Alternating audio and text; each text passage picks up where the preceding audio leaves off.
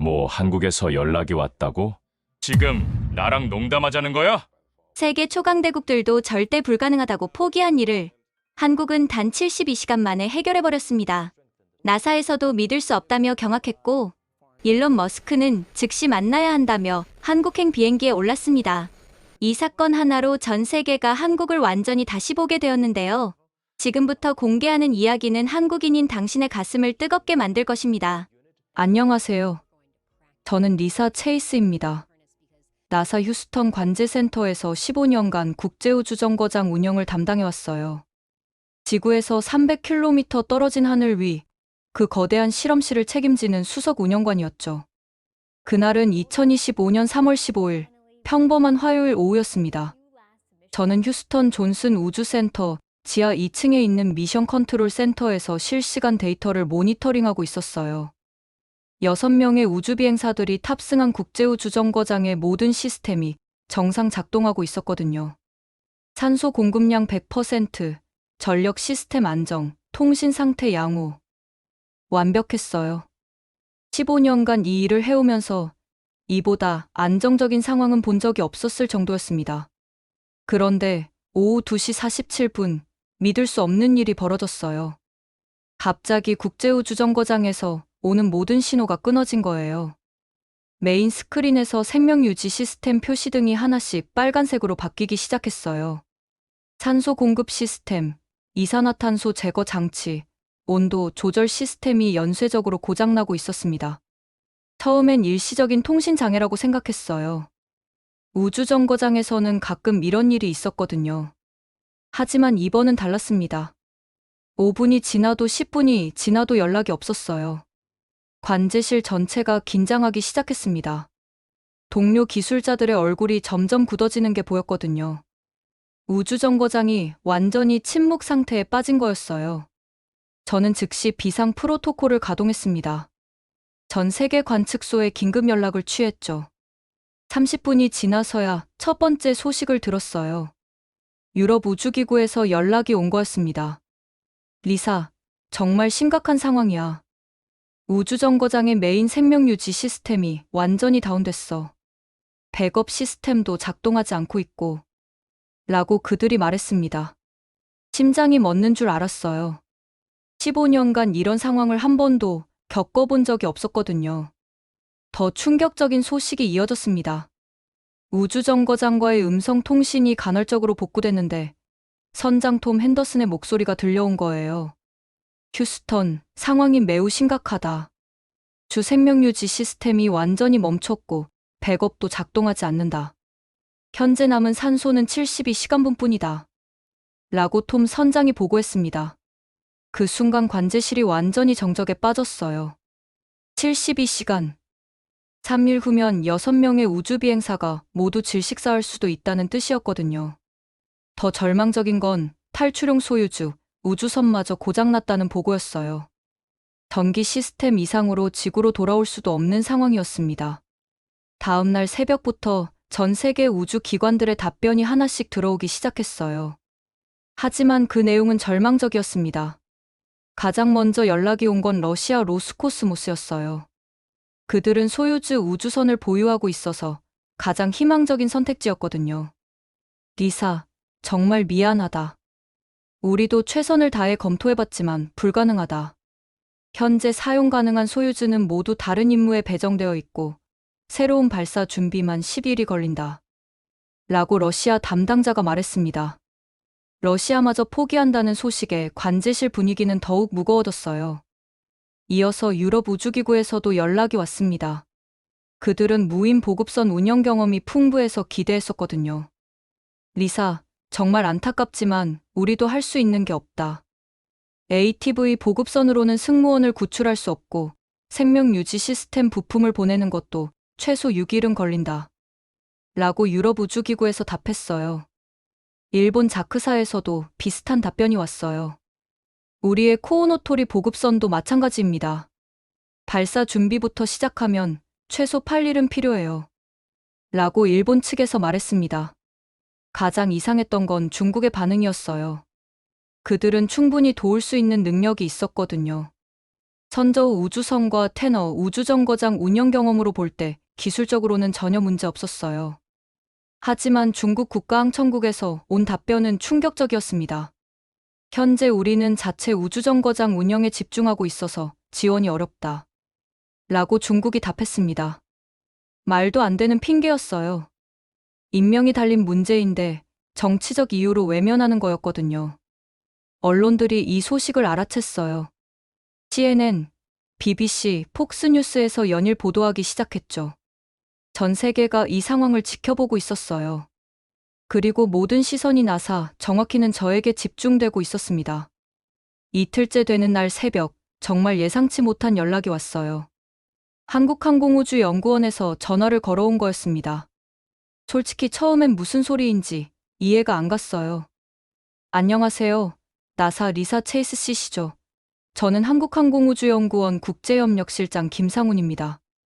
현재 국제우주정거장 위기 상황에 대해 저희가 도움을 드릴 수 있을 것 같습니다. 라고 한국 측에서 말했습니다. 저는 처음엔 농담인 줄 알았어요. 한국이 우주정거장 생명유지 시스템을 고칠 수 있다는 게 믿어지지 않았거든요. 죄송하지만 현재 상황은 매우 복잡합니다. 러시아와 유럽 우주기구도 해결할 수 없다고 했는데요. 라고 저는 대답했습니다. 하지만 김상훈 실장의 다음 말에 저는 깜짝 놀랐어요. 저희 팀장 배현석 박사는 30년간 인공위성 생명유지 시스템을 개발해왔습니다. 특히 극한 상황에서의 응급복구 전문가예요. 저희는 설계도면 없이도 시스템을 분석하고 복구할 수 있는 독자적인 기술을 보유하고 있어요. 라고 한국 측에서 설명했습니다. 설계도면 없이 시스템을 고친다는 게 말이 되나 싶었어요. 국제우주정거장은 수십 개국이 참여한 인류 최고 기술의 집합체인데 말이에요.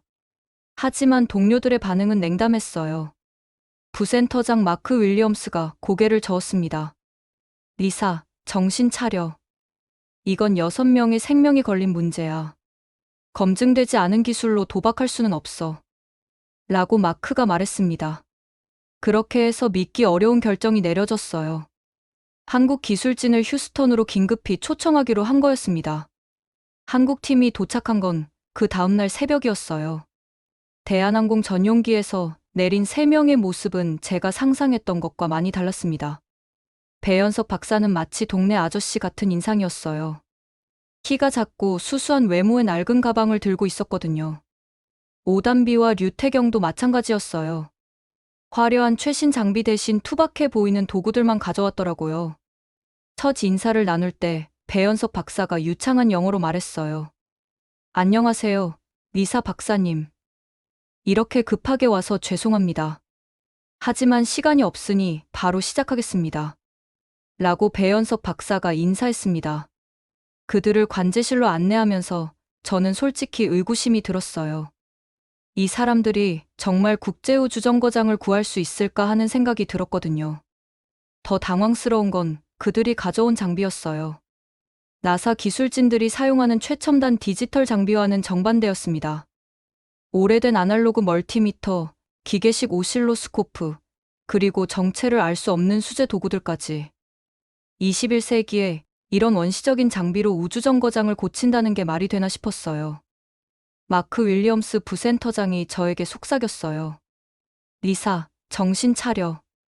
저 사람들 진짜 괜찮은 거야? 마치 20년 전 장비를 가져온 것 같은데. 라고 마크가 걱정했습니다. 하지만 배현석 박사는 전혀 개의치 않는 것 같았어요. 오히려 자신 있는 표정으로 말했습니다. 디지털 장비는 정확하지만 한계가 있어요. 복잡한 시스템에서는 오히려 아날로그 방식이 더 정확한 진단을 내릴 수 있습니다. 라고 배현석 박사가 설명했습니다. 정말 이해할 수 없는 소리였어요. 본격적인 분석이 시작되자 더욱 황당한 일들이 벌어졌어요. 배현석 박사가 가장 먼저 한 일이 국제우주정거장의 실시간 데이터를 프린트해서 바닥에 펼쳐놓는 거였거든요. 그러더니 돋보기를 꺼내서 하나하나 들여다보기 시작했어요. 마치 고고학자가 유물을 연구하는 것 같았습니다. 리사 박사님, 이 데이터를 보시면 여기서 이상한 패턴이 발견됩니다. 라고 배현석 박사가 지적했습니다. 저는 그가 가리키는 부분을 봤지만 특별한 게 없어 보였어요. 무엇이 이상한가요? 라고 저는 물었습니다. 산소 농도가 떨어지는 패턴이 일정하지 않아요. 만약 단순한 시스템 고장이라면 일정한 비율로 감소해야 하는데 여기는 계단식으로 떨어지고 있어요. 라고 배연석 박사가 분석했습니다. 그 말을 듣고 저도 자세히 살펴봤어요. 정말로 미세한 차이지만 뭔가 이상한 패턴이 있었거든요. 류태경이 추가로 설명했어요. 이건 기계적 고장이 아니라 전자적 신호 오류일 가능성이 높아요. 아마도 특정 센서가 잘못된 데이터를 보내고 있을 거예요. 라고 류태경이 추정했습니다. 그 순간 저는 깨달았어요. 우리가 이틀 동안 놓치고 있었던 부분을 이들이 단 10분 만에 찾아낸 거였거든요. 그런데 이때 한국팀 내부에서 첫 번째 갈등이 터졌어요. 오단비가 배연석 박사에게 조심스럽게 말했어요. 박사님, 혹시 이 패턴이 인위적인 조작일 가능성은 없을까요? 라고 오단비가 의심했습니다. 무슨 소리야? 우주정거장이 해킹당했다는 말이야? 라고 배연석 박사가 놀랐습니다. 류태경이 반박했어요. 하지만 만약 내부자가 미리 악성 코드를 심어놨다면 어떨까? 라고 류태경이 추정했습니다. 내부자가 있다면? 라고 오단비가 반문했습니다. 오단비의 말에 세 사람 모두 침묵했어요. 그런 가능성을 생각해 본 적이 없었거든요. 배연석 박사가 심각한 표정으로 말했어요. 일단 시스템 복구가 우선이야. 의혹은 나중에 조사하자. 라고 배연석 박사가 결정했습니다. 하지만 오단비는 계속 의심스러운 표정이었어요. 뭔가 더 큰 음모가 숨어 있다는 직감이 있었거든요. 한편 나사 내부에서도 한국팀에 대한 의견이 분분했어요. 기술부장 샌드라 톰슨이 저에게 따로 와서 말했어요. 리사, 저 한국 사람들 뭔가 이상해. 너무 빨리 문제점을 찾아내는 것 같아. 혹시 미리 알고 있었던 건 아닐까? 라고 샌드라가 의심했습니다. 그 말에 저도 잠시 의심이 들었어요. 정말 우연의 일치일 수도 있지만 너무 완벽하게 문제를 찾아내는 게 이상했거든요. 하지만 시간이 촉박했어요. 의심할 여유가 없었습니다. 오단비가 무선 통신 장비를 꺼내더니 직접 우주정거장과 교신을 시작했어요.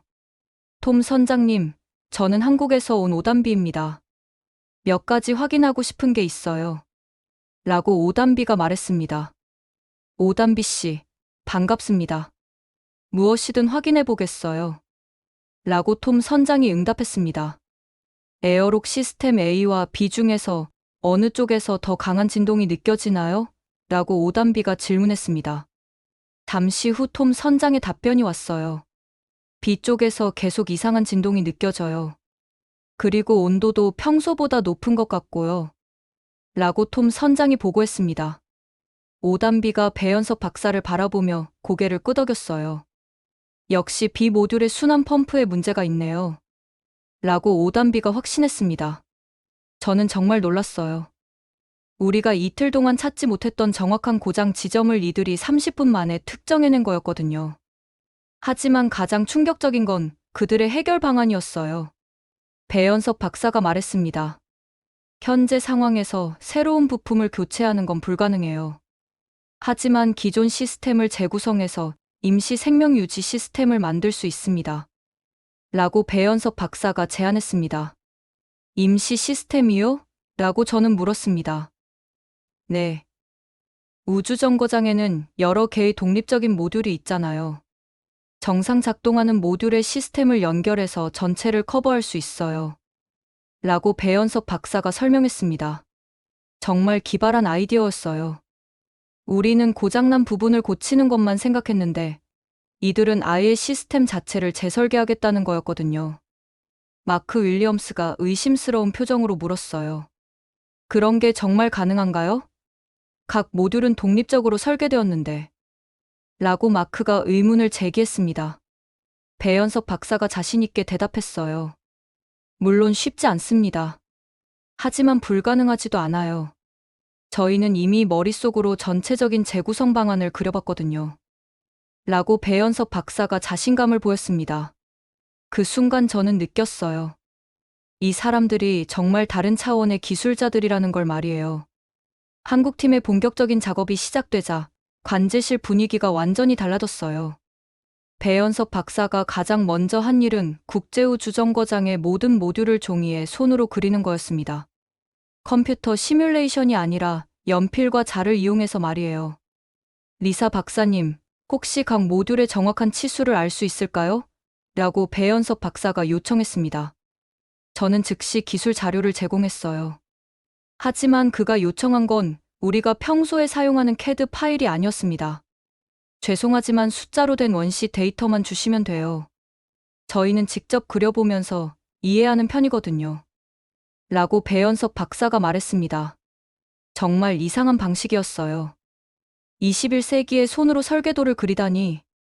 하지만 그들의 작업을 지켜보면서 저는 점점 놀라기 시작했어요. 배연섭 박사가 그린 도면이 컴퓨터로 만든 것보다 더 정확하고 직관적이었거든요. 류태경이 설명했어요. 컴퓨터는 정확하지만 창의성이 부족해요. 손으로 그리면서 전체적인 구조를 이해하면 새로운 연결 방법을 찾을 수 있어요. 라고 류태경이 설명했습니다. 그런데 이때 한국팀 사이에 또 다른 갈등이 생겼어요. 오단비가 배연섭 박사의 설계도를 보면서 고개를 저었어요. 박사님, 이 연결 방식은 너무 위험해요. 만약 A 모듈에서 과부하가 걸리면 전체 시스템이 망가질 수 있어요. 라고 오단비가 우려했습니다. 그럼 네가 더 나은 방법이 있어? 라고 배연섭 박사가 물었습니다. 배연섭 박사의 목소리에 짜증이 섞여 있었어요. 시간 압박 때문에 스트레스를 받고 있었거든요. 있어요. B 모듈을 중계기로 사용하면 안전하게 연결할 수 있어요. 라고 오단비가 대안을 제시했습니다. 그럼 시간이 더 걸리잖아. 우리에게 시간이 얼마나 남았는지 알아? 라고 배연섭 박사가 반박했습니다. 류태경이 중재에 나섰어요. 둘 다 맞는 말이야. 안전도 중요하지만 시간도 중요해. 절충안을 찾아보자. 라고 류태경이 조율했습니다. 세 사람이 한동안 격렬하게 토론했어요. 한국어와 영어가 섞여서 나오는 바람에 저는 내용을 다 이해할 수 없었지만 정말 진지하게 논의하고 있다는 건 알 수 있었어요. 마침내 오단비가 절충안을 제시했어요. 그럼 이렇게 해요. 일단 박사님 방식으로 빠르게 연결하고 제 방식으로 안전장치를 추가하는 거예요. 라고 오단비가 제안했습니다. 그게 가능해? 라고 배연섭 박사가 물었습니다. 해봐야 알죠. 하지만 시도해볼 가치는 있어요. 라고 오단비가 답했습니다. 배연섭 박사가 잠시 생각하더니 고개를 끄덕였어요. 좋아. 해보자. 라고 배연섭 박사가 동의했습니다. 이 과정을 지켜보면서 저는 한국팀에 대한 인식이 바뀌기 시작했어요. 처음에는 그냥 운 좋게 온 사람들이라고 생각했는데 정말 전문적이고 체계적으로 접근하고 있었거든요. 2시간 후 그들이 완성한 재구성 방안을 보고 저는 입이 떡 벌어졌어요. 기존의 3개의 모듈을 서로 연결해서 하나의 거대한 생명 유지 시스템으로 만드는 계획이었습니다. 이론적으로는 가능하지만 실제로는 누구도 시도해 본 적이 없는 방법이었어요. 이게 정말 작동할까요? 라고 저는 물었습니다. 배연섭 박사가 자신 있게 대답했어요. 저희가 계산해 본 결과 6명이 일주일 동안 생존할 수 있는 충분한 산소와 이산화탄소 처리 능력을 확보할 수 있어요. 라고 배연섭 박사가 확신했습니다. 하지만 가장 어려운 부분은 실제 구현이었어요. 우주정거장에 있는 우주비행사들이 직접 배선을 재연결하고 시스템을 조작해야 했거든요. 오단비가 세부적인 작업 지시서를 작성하기 시작했어요. 각 단계별로 어떤 스위치를 조작하고 어떤 케이블을 연결해야 하는지 상세하게 적었습니다. 그런데 놀라운 건 그녀가 우주정거장의 내부 구조를 마치 직접 가본 것처럼 정확하게 알고 있다는 거였어요. 톰 선장님, 지금 운명 모듈의 A 패널을 여시면 빨간색 케이블과 파란색 케이블이 보일 겁니다. 라고 오단비가 지시했습니다. 오단비 씨, 정확해요. 어떻게 이렇게 자세히 아시죠? 라고 톰 선장이 놀라며 물었습니다. 저희는 지난 10년간 모든 우주정거장 모듈에 공개된 기술 자료를 연구해왔어요. 언젠가 이런 상황이 올 것을 대비해서 말이에요. 라고 오단비가 설명했습니다. 그 말을 듣고 저는 깨달았어요.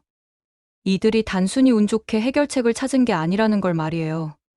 수년간의 준비와 연구가 있었던 거였거든요. 그런데 이때 예상치 못한 문제가 발생했어요. 우주정거장에서 톰 선장이 긴급히 연락해 온 거예요. 휴스턴, 문제가 생겼어요. A 모듈의 압력이 갑자기 떨어지고 있어요. 라고 톰 선장이 보고했습니다. 관제실이 긴장했어요. 새로운 문제가 생긴 거였거든요. 배연석 박사가 즉시 대응했어요. 선장님, 당황하지 마세요. 이건 시스템 재구성 과정에서 일시적으로 나타나는 현상이에요. 예상한 일이에요. 라고 배연석 박사가 안심시켰습니다. 정말 괜찮은 건가요? 라고 톰 선장이 불안해했습니다. 네. 10분 후에는 정상화될 거예요. 라고 배연석 박사가 확신했습니다. 하지만 실제로는 배연석 박사도 이런 상황을 예상하지 못했어요. 그는 오단비와 류태경에게 급히 속삭였어요. 이거 뭔가 잘못된 것 같은데? 라고 배연석 박사가 걱정했습니다. 저도 이상해요. 시뮬레이션에서는 이런 일이 없었는데. 라고 오단비가 의아해했습니다. 류태경이 급하게 계산을 다시 해봤어요. 아, 제가 압력 해수를 잘못 계산했네요. 이렇게 수정하면 돼요. 라고 류태경이 해결책을 찾았습니다. 세 사람이 급하게 새로운 해결책을 찾기 시작했어요. 시간은 계속 흘러가고 있었고 우주비행사들은 불안해하고 있었거든요. 다행히 류태경이 해결책을 찾았어요. 선장님, B 모듈의 압력 밸브를 시계 반대 방향으로 한 바퀴 돌려주세요. 라고 류태경이 지시했습니다. 알겠습니다. 라고 톰 선장이 응답했습니다.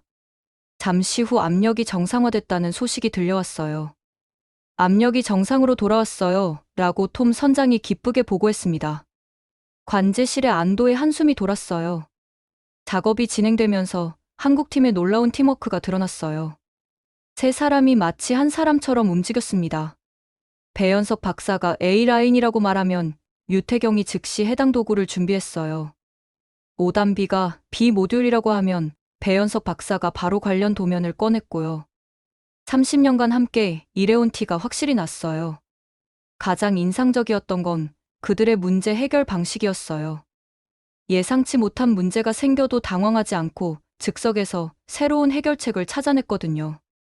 리사 박사님, C 모듈의 압력 조절기가 예상보다 민감하네요. 원래 계획을 조금 수정해야겠어요. 라고 배연석 박사가 말했습니다. 배연석 박사가 다시 도면을 그리기 시작했어요. 단 10분 만에 완전히 새로운 접근 방법을 제시했습니다. 이렇게 하면 더 안정적으로 압력을 유지할 수 있어요. 라고 배연석 박사가 개선안을 제시했습니다. 저는 점점 이들을 신뢰하기 시작했어요.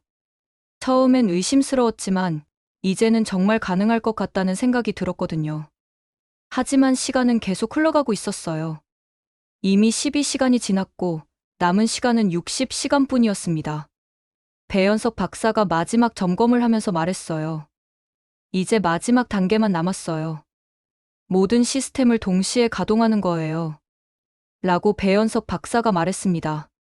가장 위험한 순간이었어요. 만약 실패하면 기존 시스템마저 완전히 망가질 수 있었거든요. 정말 확신하시나요? 라고 저는 물었습니다. 100% 확신할 수는 없어요. 하지만 계산상으로는 95% 성공 확률이에요. 라고 배연석 박사가 솔직하게 답했습니다. 그 말에 저는 결심했어요. 이제 이들을 완전히 믿고 맡기기로 한 거였습니다. 한국팀의 임시 생명유지 시스템이 작동하기 시작하면서 모든 사람들이 안도의 한숨을 쉬었어요. 산소 농도가 서서히 올라가기 시작했고 이산화탄소 수치도 안정적으로 떨어지고 있었거든요. 하지만 배연석 박사의 표정은 여전히 심각했어요. 리사 박사님, 뭔가 이상해요. 라고 배연석 박사가 말했습니다. 무엇이 이상한가요? 시스템은 정상적으로 작동하고 있는데요. 라고 저는 물었습니다. 그게 문제예요. 너무 정상적으로 작동하고 있어요. 라고 배연석 박사가 설명했습니다. 저는 그 말의 의미를 이해할 수 없었어요. 류태경이 추가로 설명했어요. 만약 단순한 기계적 고장이었다면 저희가 만든 임시 시스템도 불안정했을 거예요. 하지만 지금은 마치 원래 설계된 것처럼 완벽하게 작동하고 있어요. 라고 류태경이 분석했습니다. 오단비가 컴퓨터 화면을 가리키며 말했어요. 그리고 이 로그 데이터를 보세요. 고장이 발생한 시점의 패턴이 매우 이상해요. 라고 오단비가 지적했습니다. 화면에는 복잡한 그래프들이 나타나 있었어요. 저는 전문가였지만 그들이 지적하는 부분을 찾기 어려웠습니다. 여기 보시면 시스템이 고장나기 직전에 특정한 신호 패턴이 반복되고 있어요. 마치 누군가 의도적으로 시스템을 조작한 것 같아요. 라고 오단비가 설명했습니다. 그 말에 저는 충격을 받았어요. 의도적 조작이라니, 그게 무슨 뜻인가요? 라고 저는 물었습니다. 배현석 박사가 심각한 표정으로 대답했어요. 누군가 국제우주정거장 시스템에 악성 코드를 심었을 가능성이 있어요. 아마도 내부자가 시스템에 직접 접근해서 악성 프로그램을 설치했을 겁니다. 라고 배현석 박사가 추정했습니다. 그 순간 관제실이 완전히 조용해졌어요. 악성 코드라는 말은 곧 사이버 테러와 내부자 범행을 의미했거든요. 이때 오단비가 더 충격적인 발견을 했어요. 리사 박사님, 이 악성 코드를 자세히 분석해보니 정말 놀라운 사실을 발견했어요. 라고 오단비가 말했습니다. 무엇을 발견하셨나요? 라고 저는 물었습니다. 이 코드는 단순히 시스템을 망가뜨리는 게 목적이 아니에요. 실제로는 이중 기능을 가지고 있어요. 라고 오단비가 설명했습니다. 오단비가 화면에 코드 구조를 띄웠어요. 첫 번째 기능은 시스템을 마비시키는 거고, 두 번째 기능은 모든 데이터를 외부로 전송하는 거예요. 라고 오단비가 분석했습니다. 외부로 전송한다고요? 라고 저는 놀랐습니다. 네. 그것도 중국의 테너 우주정거장으로요. 라고 오단비가 충격적인 사실을 공개했습니다. 저는 온몸에 소름이 돋았어요. 류태경이 추가로 설명했어요. 더 놀라운 건 이 코드가 매우 정교하다는 거예요. 일반적인 해커가 만들 수 있는 수준이 아니에요. 국가급 기술력이 필요해요. 라고 류태경이 분석했습니다. 그런데 이때 한국팀 사이에 또 다른 의견 차이가 생겼어요. 배현석 박사가 말했어요. 일단 우주비행사들의 안전이 최우선이야. 스파이 수사는 나중에 해도 돼. 라고 배현석 박사가 우선순위를 정했습니다. 하지만 오단비는 반대 의견을 냈어요. 박사님, 지금 수사하지 않으면 증거가 사라질 수도 있어요. 그리고 또 다른 공격이 있을 수도 있고요. 라고 오단비가 반박했습니다. 그래도 사람 목숨이 더 중요하지 않아? 라고 배현석 박사가 말했습니다. 물론 그렇죠. 하지만 근본 원인을 해결하지 않으면 같은 일이 반복될 수 있어요. 라고 오단비가 우려했습니다. 류태경이 중재했어요. 둘 다 맞는 말이야. 시스템 복구와 수사를 동시에 진행하자. 라고 류태경이 제안했습니다. 저는 즉시 FBI에 연락했어요. 이건 단순한 기술적 문제가 아니라 국가 안보 사안이었거든요. 1시간 후 FBI 사이버 범죄 수사팀이 휴스턴에 도착했어요. 팀장 제시카 헌터 요원이 상황을 브리핑받은 후 충격적인 사실을 알려줬습니다. 최근 몇 달간 중국 해커 그룹의 미국 우주 기관 공격 시도가 급증했어요. 하지만 국제우주정거장까지 공격했다는 건 처음 듣는 얘기네요. 라고 헌터 요원이 말했습니다. 한국팀이 발견한 악성 코드를 분석한 결과는 더욱 충격적이었어요. 이 코드의 특징을 보면 중국 인민해방군 사이버 부대에서 사용하는 기법과 일치해요. 라고 FBI 분석관이 보고했습니다. 오단비가 더 자세한 분석 결과를 제시했어요. 그리고 이 코드에는 특별한 장치가 숨어 있어요. 만약 누군가 시스템을 수리하려고 시도하면 더 심각한 손상을 일으키도록 설계되어 있었어요. 라고 오단비가 발견했습니다. 그 말에 저는 온몸에 소름이 돋았어요. 그럼 저희가 수리를 시도하면 더 큰 사고가 날 뻔했다는 뜻인가요? 라고 저는 물었습니다. 네. 아마도 우주정거장 전체가 폭발할 수도 있었어요. 라고 오단비가 끔찍한 가능성을 제시했습니다. 배현석 박사가 조용히 말했어요. 다행히 저희가 전통적인 아날로그 방식으로 접근해서 이 트랩을 피할 수 있었어요.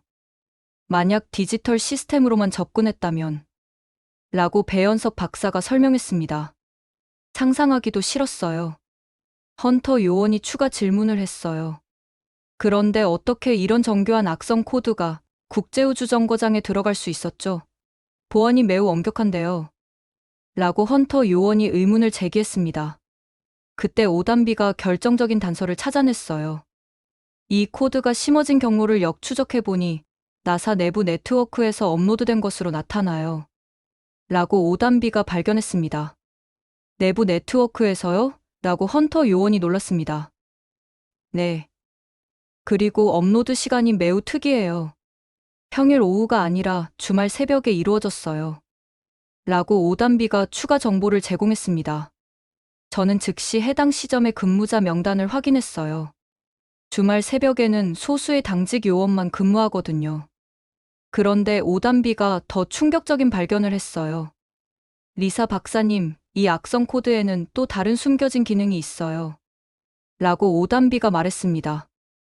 또 다른 기능이요? 라고 저는 물었습니다. 네. 킬 스위치예요. 만약 중국이 원할 때 언제든지 국제우주정거장을 완전히 마비시킬 수 있어요. 라고 오단비가 설명했습니다. 정말 끔찍한 얘기였어요. 중국이 언제든지 우주비행사들을 인질로 잡을 수 있다는 뜻이었거든요. 그리고 이 코드는 단순히 정보를 훔치는 것 이상의 기능이 있어요. 국제우주정거장의 궤도를 조작해서 중국 우주정거장에 충돌시킬 수도 있어요. 라고 오단비가 더 충격적인 사실을 공개했습니다. 충돌이요? 라고 저는 경악했습니다. 네. 그렇게 되면 양쪽 우주정거장이 모두 파괴되지만 중국은 미리 승무원들을 대피시키고 국제우주정거장만 파괴할 수 있어요. 그러면 우주 분야에서 중국만 살아남게 되죠. 라고 오단비가 중국의 계획을 분석했습니다. 정말 치밀하고 장기적인 계획이었어요. 하지만 가장 충격적인 건 그 다음에 발견한 사실이었어요.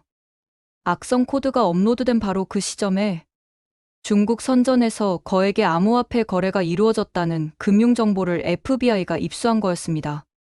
누군가 돈을 받고 나사를 배신한 거였어요. 헌터 요원이 긴급하게 금융 추적을 시작했어요.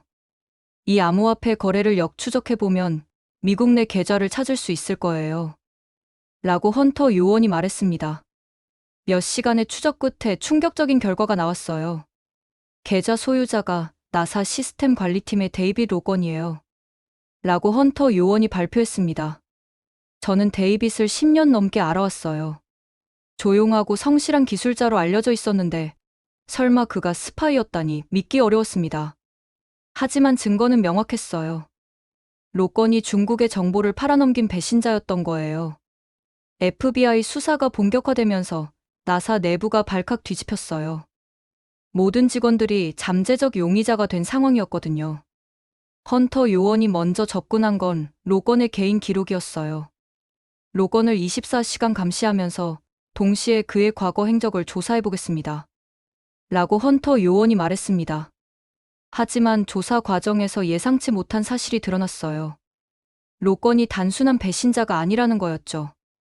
헌터 요원이 충격적인 브리핑을 했어요. 로건은 3년 전부터 중국 정보기관과 접촉하고 있었습니다. 하지만 놀라운 건 그가 스스로 중국에 접근한 게 아니라는 거예요. 라고 헌터 요원이 설명했습니다. 그럼 어떻게 된 건가요? 라고 저는 물었습니다. 중국 측에서 정교한 미인계를 통해 접근했습니다. 로건의 아내가 바로 중국 국가안전부 소속 스파이예요. 라고 헌터 요원이 폭탄 발언을 했습니다. 저는 입이 떡 벌어졌어요. 로건의 아내 엠마를 저도 몇 번 만난 적이 있었거든요. 정말 평범한 미국 여성으로만 보였는데 설마 스파이였다니. 헌터 요원이 계속 설명했어요. 엠마 리라는 이름은 가명이고 실제 이름은 리웨이입니다. 중국에서 이민 온 것처럼 위장했지만 실제로는 10년 전부터 미국에 잠입한 전문 스파이였어요. 라고 헌터 요원이 밝혔습니다. 한국팀도 이 소식을 듣고 놀랐어요. 특히 오단비가 충격받은 표정이었어요. 이런 정교한 미인계라니. 정말 소름 끼쳐요. 라고 오단비가 말했습니다. 가장 충격적인 건 그들의 결혼 생활이었어요. 로건은 진짜로 아내를 사랑했습니다. 3년 전 휴스턴 대학교 MBA 과정에서 우연히 만났다고 생각했죠. 하지만 모든 게 계획된 만남이었어요. 라고 헌터 요원이 설명했습니다. 헌터 요원이 더 자세한 정보를 공개했어요. 리웨이는 로건을 타깃으로 정하기 전에 6개월간 그의 생활 패턴을 분석했어요. 그가 자주 가는 카페, 운동하는 헬스장, 심지어 좋아하는 음식까지 모든 걸 파악했죠. 라고 헌터 요원이 말했습니다. 정말 치밀한 계획이었어요.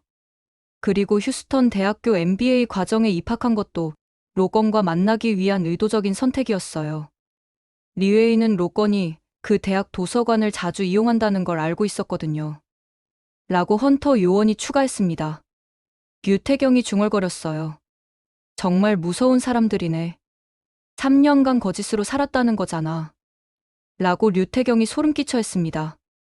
그럼 로건도 피해자라는 건가요? 라고 저는 물었습니다. 처음에는 그랬죠. 리웨이는 3년간 완벽한 아내 역할을 했어요. 심지어 아이까지 낳았습니다.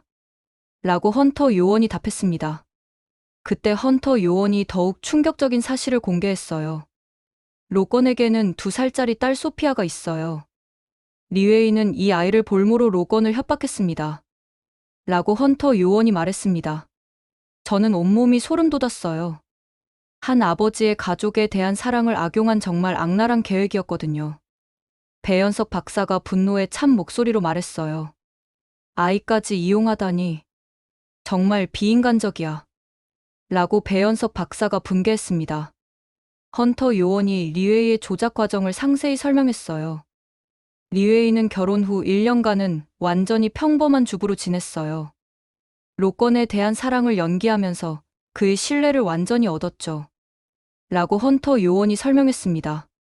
그럼 언제부터 본격적인 스파이 활동을 시작한 건가요? 라고 저는 물었습니다. 소피아가 태어난 후부터예요. 아이를 볼모로 잡을 수 있게 되자 본격적으로 정보 수집을 시작했습니다. 라고 헌터 요원이 답했습니다. 가장 교묘했던 건 리웨이의 접근 방식이었어요. 처음에는 단순한 호기심으로 포장했어요. 여보, 오늘 회사에서 뭐 했어? 같은 일상적인 질문부터 시작했죠. 라고 헌터 요원이 설명했습니다. 그런데 로건이 의심하지 않았나요? 라고 저는 물었습니다. 전혀요. 리웨이는 정말 자연스럽게 질문했어요. 마치 남편의 일에 관심 있는 아내처럼 보였거든요. 라고 헌터 요원이 답했습니다. 오담비가 고개를 저었어요. 정말 완벽한 연기였네요. 라고 오담비가 감탄했습니다. 점차 리웨이의 질문은 더 구체적으로 변했어요. 4달 후부터는 나사의 보안 절차에 대해 묻기 시작했어요. 여보, 회사 보안이 엄격하다면서? 어떤 식으로 관리해? 이런 식으로요. 라고 헌터 요원이 설명했습니다. 그때도 로건이 눈치채지 못했나요? 라고 저는 물었습니다. 리웨이가 너무 영리했어요. 로건의 자존심을 자극하는 방식으로 접근했거든요. 당신이 정말 중요한 일을 하고 있구나. 자랑스러워 이런 식으로 말이에요. 라고 헌터 요원이 설명했습니다. 정말 교묘한 심리 조작이었어요. 가장 결정적인 변화는 리웨이가 둘째 아이에 대해 이야기를 꺼낸 후였어요. 리웨이가 둘째 아이를 원한다고 말한 다음 날부터 태도가 변했어요. 갑자기 가족의 미래에 대해 걱정하기 시작했죠. 라고 헌터 요원이 말했습니다. 어떤 식으로요? 라고 저는 물었습니다. 여보, 우리 소피아 미래가 걱정돼. 혹시 당신 회사에서 문제가 생기면 어떻게 하지? 이런 식으로 불안감을 조성했어요. 라고 헌터 요원이 설명했습니다. 그리고 마침내 본격적인 협박이 시작됐어요. 리웨이가 로건에게 말했어요. 여보, 사실 나는 중국에서 온 사람이야. 그리고 내 가족들이 중국에서 위험에 처해 있어. 라고 헌터 요원이 밝혔습니다. 갑자기 정체를 밝힌 건가요? 라고 저는 물었습니다. 일부만 밝혔어요. 스파이라는 건 숨기고 단순히 중국계 이민자라고 했죠. 그러면서 가족을 구하기 위해 로건의 도움이 필요하다고 했어요. 라고 헌터 요원이 설명했습니다. 로건은 아내를 사랑했기 때문에 도와주려 했어요. 처음에는 정말 사소한 정보부터 시작했죠. 첫 번째 요청은 나사의 일반적인 조직도였어요. 중국에 있는 내 가족이 미국 우주 기술에 대해 알고 싶어 해 이런 식으로 포장했죠. 라고 헌터 요원이 말했습니다. 하지만 점차 요구사항이 구체적으로 변했어요. 두 번째는 국제우주정거장의 기본 시스템 구조였어요. 세 번째는 보안 프로토콜이었고요. 라고 헌터 요원이 설명했습니다. 로건이 거부하려 하자 리웨이는 본격적인 협박을 시작했어요. 여보, 만약 도와주지 않으면 소피아가 위험해질 수도 있어. 이렇게 직접적으로 위협했어요. 라고 헌터 요원이 밝혔습니다. 가장 잔인했던 건 리웨이가 여전히 사랑스러운 아내이자 어머니 역할을 계속했다는 거였어요. 낮에는 소피아를 돌보며 완벽한 엄마 역할을 했어요. 로건에게도 다정한 아내였고요. 하지만 밤에는 차가운 스파이로 변했죠. 라고 헌터 요원이 설명했습니다. 류태경이 분노에 찬 목소리로 말했어요. 돈. 정말 악랄하네. 아이까지 이용하다니. 라고 류태경이 분개했습니다. 헌터 요원이 로건과의 녹음 파일을 틀어줬어요. 로건의 떨리는 목소리가 들렸습니다. 저는 정말 몰랐어요. 엠마가. 아니 리웨이가 스파이인 줄 몰랐다고요. 처음에는 정말 사소한 것들이었어요. 회사 일상에 대해 묻는 정도였죠. 라고 로건이 고백했습니다. 그런데 언제부터 이상하다고 생각하셨나요? 라고 헌터 요원이 물었습니다. 작년부터였어요. 갑자기 구체적인 기술 정보를 요구하기 시작했어요. 그래서 거부했더니 갑자기 제 가족 사진을 보여주면서 협박을 시작했어요. 라고 로건이 답했습니다. 로건의 목소리에서 절망감이 느껴졌어요. 소피아를 해치겠다고 했어요. 그리고 만약 저를 배신자로 신고하면 중국에 있는 리웨이의 가족들이 제 가족을 추적해서 해치겠다고 했어요. 라고 로건이 털어놨습니다. 정말 치밀하고 잔인한 협박이었어요. 가장 끔찍했던 건 리웨이가 진짜 좋은 아내이자 어머니인 것처럼 행동했다는 거예요. 소피아를 정말 사랑하는 것 같았어요. 라고 로건이 고백했습니다. 로건의 고백은 계속됐어요. 저는 정말 혼란스러웠어요. 낮에는 사랑하는 아내이자 어머니였는데 밤에는 저를 협박하는 스파이였거든요. 어떤 게 진짜인지 알 수가 없었어요. 라고 로건이 말했습니다. 언제부터 악성 코드 설치를 요구했나요? 라고 헌터 요원이 물었습니다. 3달 전이었어요. 리웨이가 갑자기 USB를 주면서 회사 컴퓨터에 연결해달라고 했어요. 라고 로건이 답했습니다. 그때 의심하지 않으셨나요? 라고 헌터 요원이 물었습니다. 했어요. 하지만 리웨이가 말하길 그냥 중국 가족들에게 보낼 편지 파일이라고 했어요. 그리고 만약 거부하면 라고 로건이 말을 멈췄습니다. 로건의 목소리가 떨렸어요. 소피아의 유치원 사진을 보여주면서 이런 일이 생길 수도 있어라고 했어요. 정말 끔찍했어요. 라고 로건이 고백했습니다. 그 순간 저는 로건에 대한 분노보다는 동정심이 들었어요. 그도 중국의 교묘한 미인계에 당한 피해자였거든요. 헌터 요원이 마지막 폭탄 선언을 했어요. 그리고 저희가 추적한 결과 이런 미인계 스파이가 로건뿐만 아니라 최소 5명 더 있을 것으로 추정됩니다. 모두 나사와 관련 우주 기업 직원들이에요. 라고 헌터 요원이 밝혔습니다. 중국의 우주 스파이 네트워크가 생각보다 훨씬 광범위했던 거예요. 특히 놀라운 건 이들이 모두 비슷한 패턴으로 접근당했다는 거예요. 결혼, 임신, 가족을 볼모로 한 협박까지 완전히 똑같은 수법이에요. 라고 헌터 요원이 설명했습니다. 배연석 박사가 분노에 찬 표정으로 말했어요. 정말 계획적이고 조직적인 범죄네요. 개인의 가장 소중한 것을 이용하다니. 라고 배연석 박사가 비판했습니다. 헌터 요원이 더 충격적인 사실을 공개했어요. 리웨이는 단순한 스파이가 아니에요. 중국 국가안전부 산하 청궁 작전팀의 핵심 요원이에요. 라고 헌터 요원이 말했습니다. 청궁 작전팀이요? 라고 저는 물었습니다. 네. 미국 우주 기술을 체계적으로 탈취하기 위해 만들어진 특수 부대예요. 이들은 최소 10년 전부터 미국에 잠입해서 활동해왔어요. 라고 헌터 요원이 설명했습니다. 오단비가 놀란 표정으로 물었어요. 그럼 다른 스파이들도 모두 같은 팀인가요? 라고 오단비가 물었습니다. 맞아요. 모두 천궁 작전팀 소속이에요. 그리고 이들의 최종 목표는 미국 우주 프로그램을 완전히 무력화시키는 거였어요. 라고 헌터 요원이 답했습니다. 류태경이 소름 끼친다는 표정으로 말했어요. 그럼 이번 우주정거장 사고도 그 계획의 일부였다는 거네요. 라고 류태경이 추정했습니다. 정확해요. 만약 한국팀이 오지 않았다면 중국의 계획이 성공했을 거예요. 라고 헌터 요원이 확인했습니다. 한국팀이 계속 기술적 분석을 하던 중 오단비가 또 다른 중요한 발견을 했어요. 리사 박사님, 이 악성 코드에 숨겨진 또 다른 기능을 발견했어요. 라고 오단비가 말했습니다. 또 무엇을 발견하셨나요? 라고 저는 물었습니다. 이 코드는 3단계로 작동하도록 설계되어 있어요. 첫 번째 단계는 시스템 마비, 두 번째 단계는 데이터 전송, 그리고 세 번째 단계는 라고 오단비가 말을 멈췄습니다. 세 번째 단계는 뭔가요? 라고 저는 물었습니다. 완전 파괴예요. 만약 아무도 해결하지 못하면 일주일 후에 우주정거장을 완전히 폭파시키도록 되어 있어요.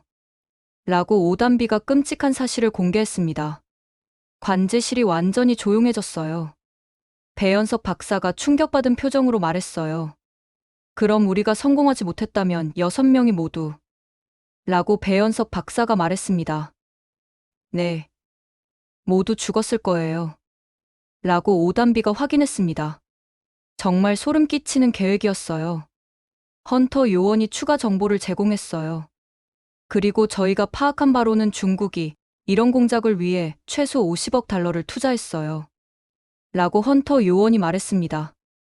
50억 달러요? 라고 저는 놀랐습니다. 네. 스파이 양성, 미국 잠입, 가짜 신분 조작, 그리고 이들의 생활비까지 모든 걸 포함하면 그 정도예요. 라고 헌터 요원이 설명했습니다. 정말 국가 차원의 거대한 음모였어요.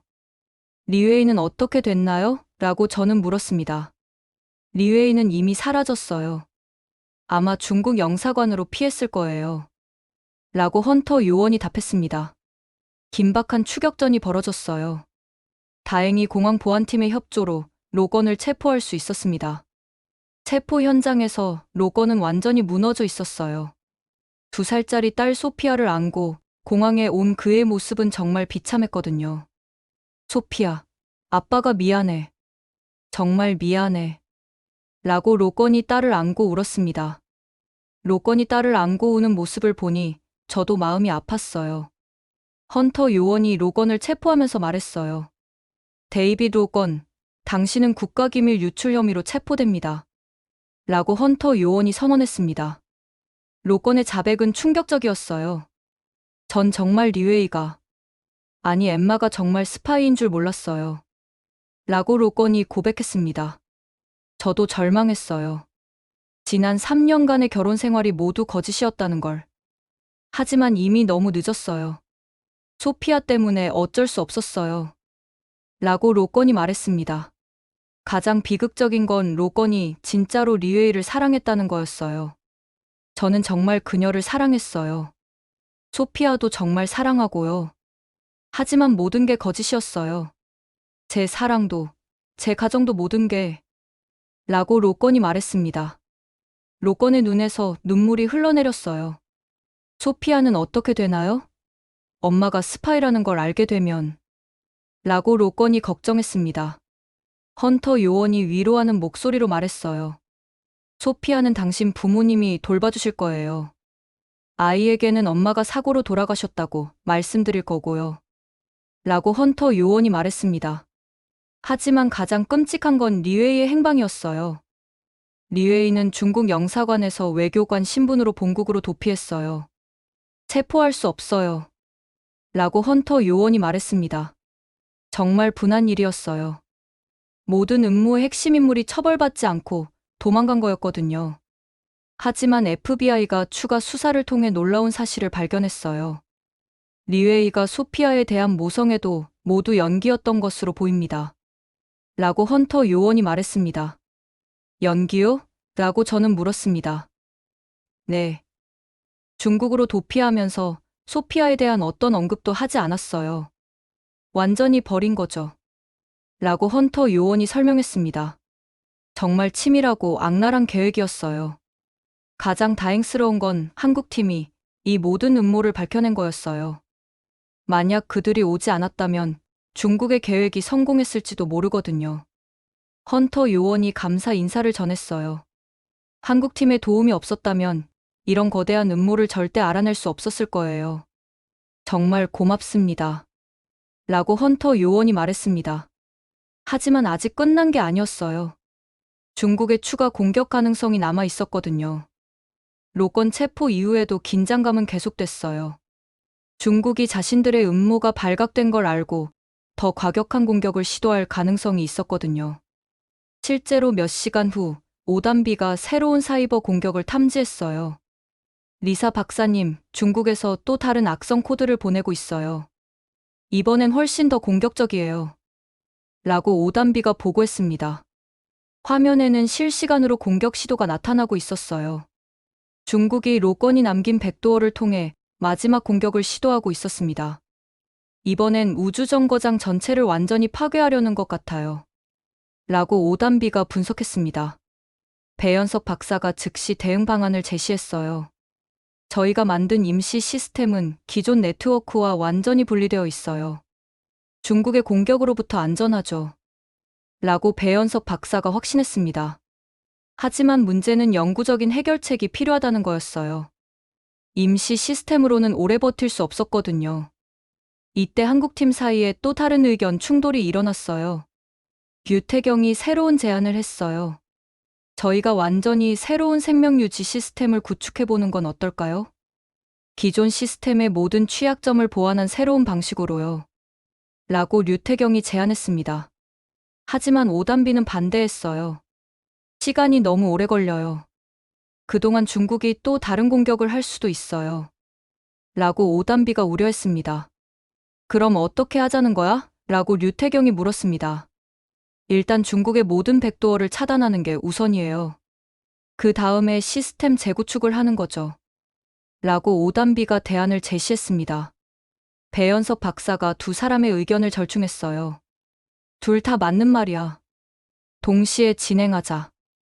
오단비는 보안 강화에, 태경이는 시스템 재구축에 집중해. 라고 배현석 박사가 역할 분담을 했습니다. 정말 대담한 제안이었어요. 우주에서 생명유지 시스템을 완전히 새로 만든다는 건 전례가 없는 일이었거든요. 하지만 다른 선택지가 없었어요.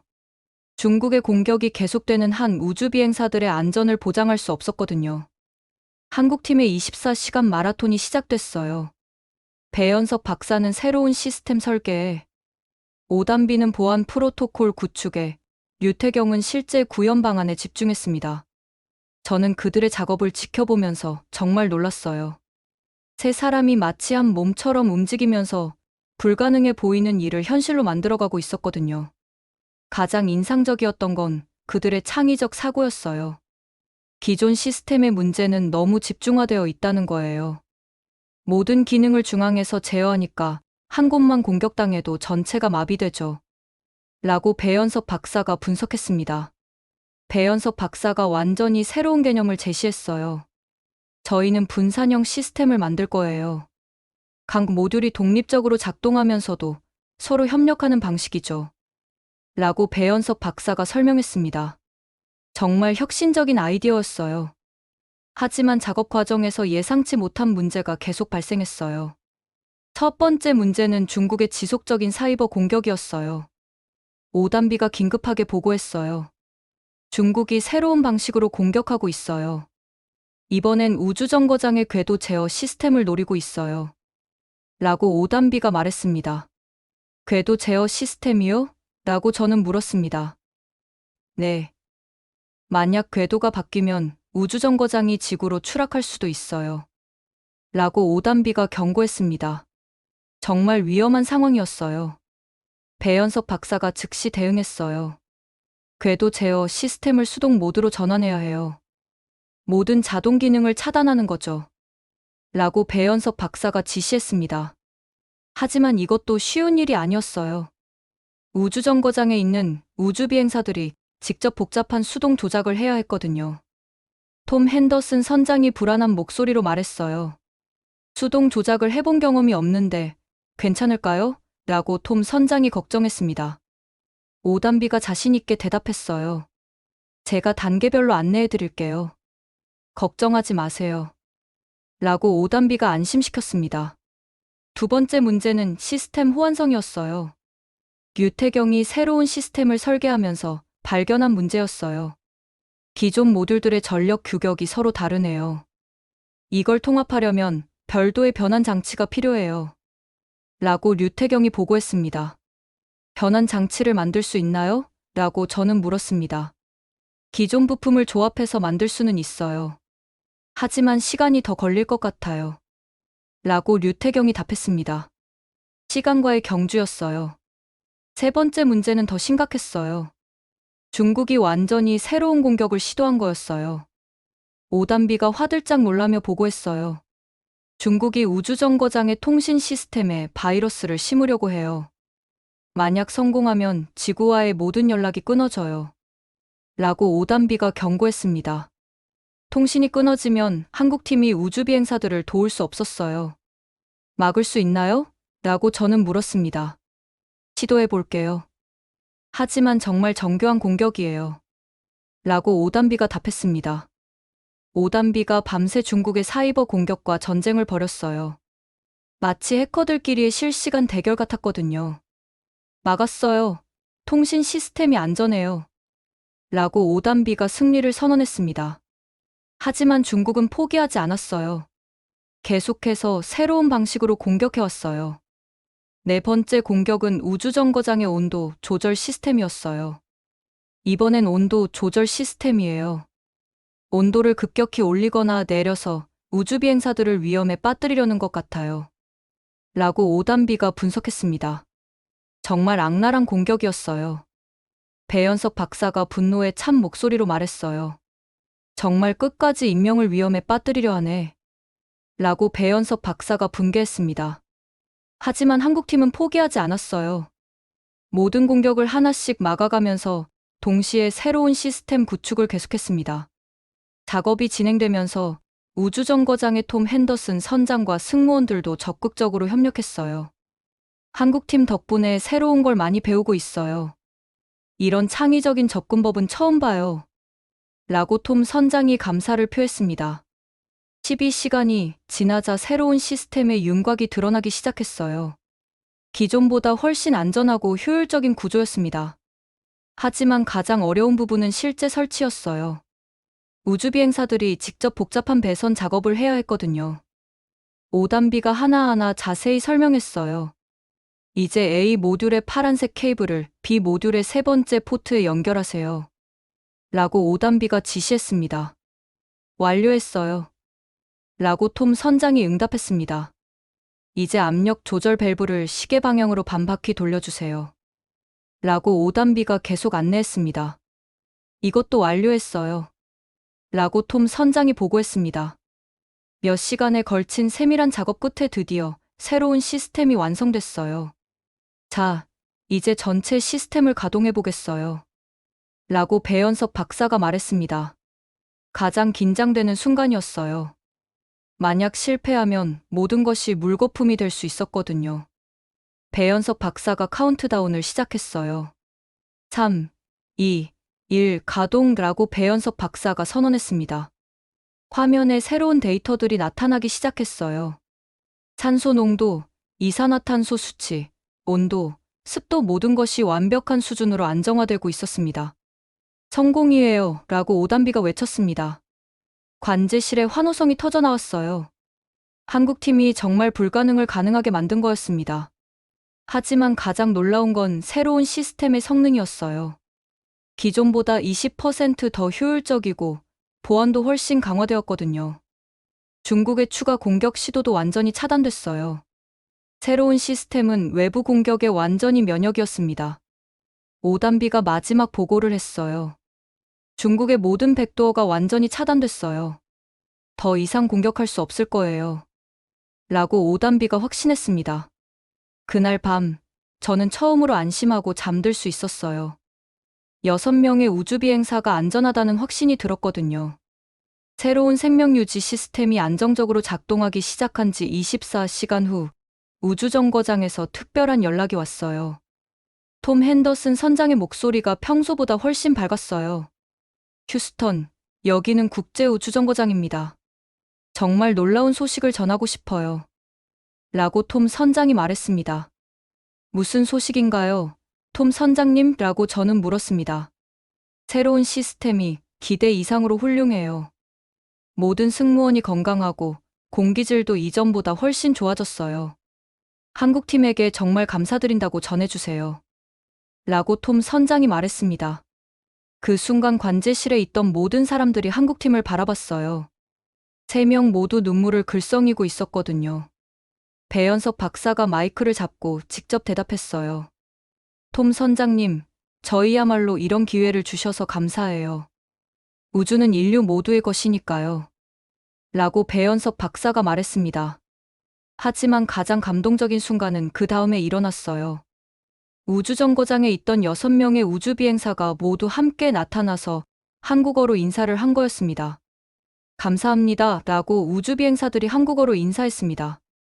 비록 발음이 서툴렀지만 그 진심이 고스란히 전해졌어요. 우주비행사들이 한국팀에게 감사를 표하기 위해 직접 한국어를 배운 거였거든요. 류태경이 울먹이며 대답했어요. 저희가 더 감사해요. 여러분이 안전해서 정말 다행이에요.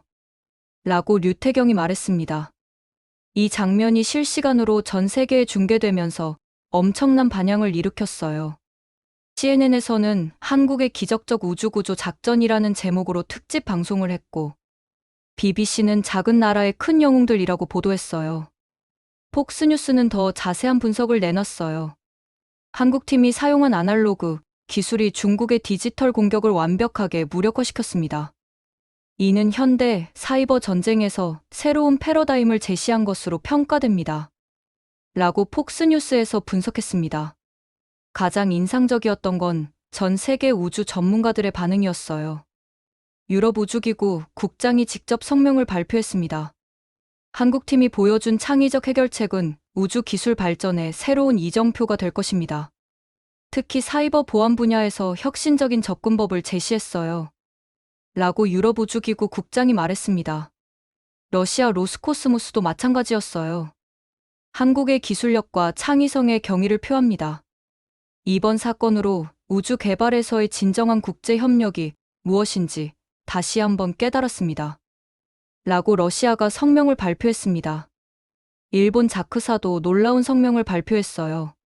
한국팀의 성공을 보며 우리가 얼마나 디지털에만 의존하고 있었는지 깨달았습니다. 아날로그와 디지털의 조화가 진정한 기술 발전의 열쇠라는 걸 배웠어요. 라고 일본이 인정했습니다. 하지만 가장 뜨거운 반응은 일반 대중들에게서 나왔어요. 소셜미디어에서는 한국팀을 응원하는 메시지들이 폭발적으로 늘어났습니다. 한국이 정말 대단하다. 전 세계가 포기한 일을 해냈네. 이런 게 진짜 기술력이다. 한국 사람으로 자랑스럽다. 아날로그 기술이 디지털을 이긴 역사적 순간이다. 중국 스파이들을 완전히 무력화시킨 한국이 최고. 특히 중국의 스파이 음모가 공개되면서 한국에 대한 국제적 신뢰도가 더욱 높아졌어요. 백악관에서도 공식 성명을 발표했습니다. 한국은 미국의 진정한 동맹이자 파트너임을 다시 한번 확인했습니다. 위기 상황에서 보여준 한국의 기술력과 우위에 깊은 감사를 드립니다. 라고 백악관이 발표했습니다. 국무장관도 별도 성명을 냈어요. 이번 사건을 통해 우리는 진정한 동맹이 무엇인지 다시 한번 깨달았습니다. 한국은 위기 상황에서 자신을 희생하면서까지 도움을 준 진정한 친구입니다.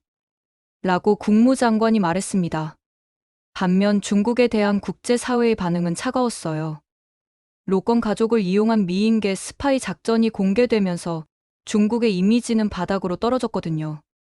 특히 2살짜리 소피아를 이용한 잔인함에 전 세계가 분노했어요.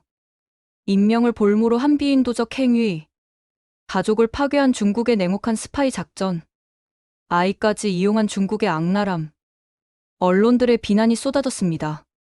유엔에서도 중국을 강력히 규탄하는 결의안이 통과됐어요. 중국의 체계적이고 조직적인 스파이 활동을 강력히 규탄하며 향후 모든 국제 우주 협력 프로젝트에서 중국을 배제할 것을 권고한다. 라고 유엔이 결의했습니다. 나토에서도 비슷한 성명을 발표했어요. 중국의 우주 스파이 활동은 국제 평화와 안전을 위협하는 행위입니다. 회원국들은 중국과의 우주 분야 협력을 재검토해야 합니다. 라고 나토가 발표했습니다. 한국 대통령도 즉시 축하 메시지를 보냈어요. 국가의 위상을 드높인 세 분의 영웅들에게 진심으로 감사드립니다. 여러분은 대한민국의 자랑입니다. 라고 한국 대통령이 치하했습니다. 국무총리도 별도 성명을 발표했어요. 한국의 기술력이 전 세계에 인정받는 역사적 순간입니다. 이를 계기로 우주 분야에 대한 투자를 대폭 확대하겠습니다. 라고 국무총리가 약속했습니다. 하지만 한국팀은 여전히 겸손했어요. 배현석 박사가 기자회견에서 말했습니다. 저희는 당연한 일을 했을 뿐이에요. 우주에서 6명의 생명이 위험에 처했는데 도울 수 있는 사람이 돕는 게 당연하죠. 라고 배현석 박사가 겸손하게 말했습니다. 오단비도 겸손하게 말했어요. 저희가 특별한 기술을 쓴 게 아니에요. 그냥 기본에 충실했을 뿐이에요. 아날로그 기술의 중요성을 다시 한번 깨달았습니다. 라고 오단비가 말했습니다. 유태경도 마찬가지였어요. 이번 일을 통해 정말 많은 걸 배웠어요. 특히 국제협력의 중요성을 다시 한번 느꼈습니다. 라고 류태경이 소감을 밝혔습니다. 그들의 겸손한 모습에 전 세계가 더욱 감동했어요. 가장 안타까웠던 건 로건 가족의 상황이었어요. 리웨이가 도피하면서 2살짜리 소피아는 갑자기 엄마를 잃게 됐거든요. 로건은 완전히 무너져 있었어요. 3년간 사랑했던 아내가 자신을 이용한 스파이였다는 충격과 딸의 미래에 대한 걱정으로 정신적으로 매우 힘들어하고 있었습니다. 하지만 나사에서는 로건도 피해자라는 점을 고려해서 관대한 처벌을 받을 수 있도록 도와주기로 했어요. 그리고 소피아의 양육비도 지원하기로 했습니다. 로건도 중국 스파이의 피해자입니다. 가족을 볼모로 잡힌 상황에서 어쩔 수 없는 선택을 한 거죠. 라고 나사 국장이 직접 성명을 발표했어요. 중국 정부는 결국 공식 사과 성명을 발표할 수밖에 없었어요. 일부 개인의 잘못된 행동에 대해 사과드립니다. 앞으로 이런 일이 재발하지 않도록 하겠습니다.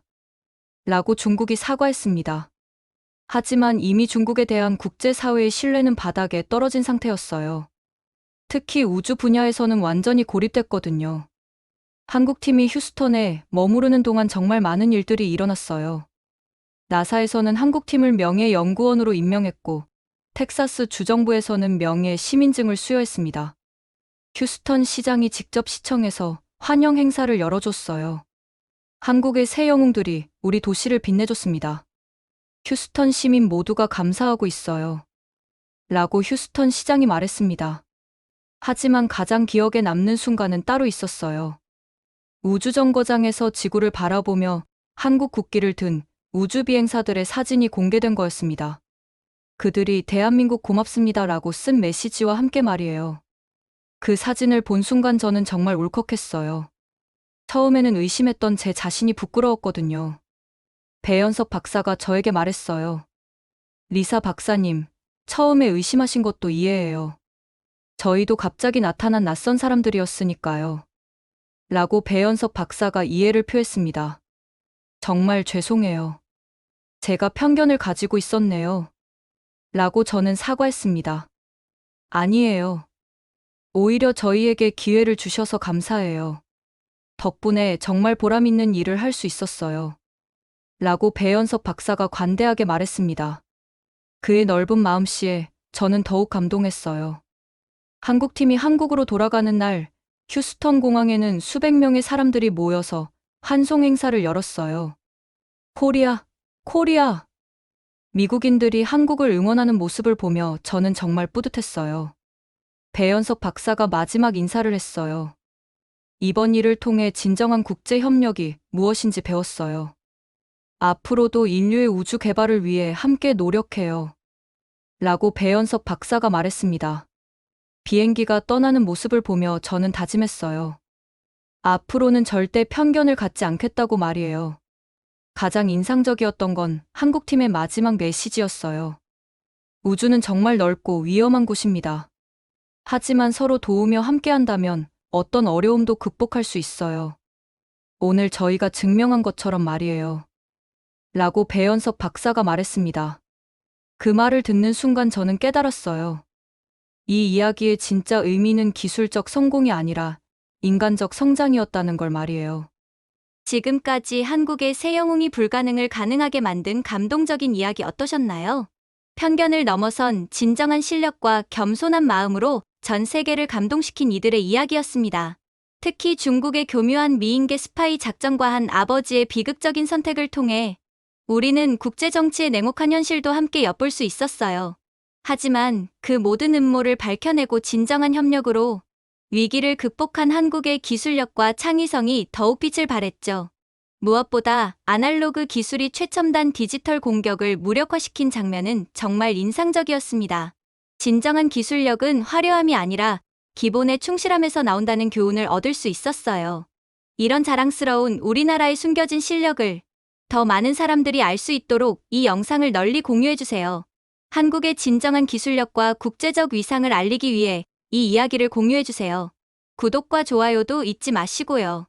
여러분의 관심이 이런 감동적인 이야기를 계속 전할 수 있는 힘이 됩니다. 지금까지 원더풀 해외 사연이었습니다. 감사합니다.